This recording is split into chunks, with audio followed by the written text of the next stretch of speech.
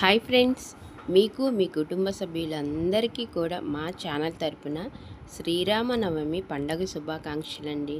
ఇక శ్రీరామనవమి అనగానే ప్రతి ఒక్క ఊరిలో కూడా రాములవారి దేవాలయంలో శ్రీ సీతారాముల వారి కళ్యాణము చాలా ఘనంగా చేస్తారనమాట. ఇక మనము ఎవరినో జీవితంలో ఉదాహరణగా తీసుకోవాల్సిన అవసరం లేదండి. రాముల వారు సీతాదేవిని ఉదాహరణగా తీసుకుంటే చాలు. వాళ్ళు మాటకు కట్టుబడి 14 ఏళ్ళు వనవాసంలో కూడా అరణ్యంలో కూడా చాలా ఆనందంగా ఉన్నారనమాట. ఇక మనం కూడా మన జీవితంలో ఉన్నదానిలో హ్యాపీగా ఉంటూ ఇక ఎప్పుడు కూడా మనం నిజాయితీగా కష్టాన్ని నమ్ముకుంటూ దేవుణ్ణి నమ్ముకుంటే సక్సెస్ అనేది ఎక్కడో ఉండదండి, ఇక మన వెంటే ఉంటుందన్నమాట.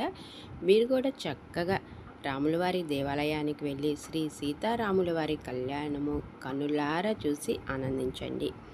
Okay friends, thanks for watching.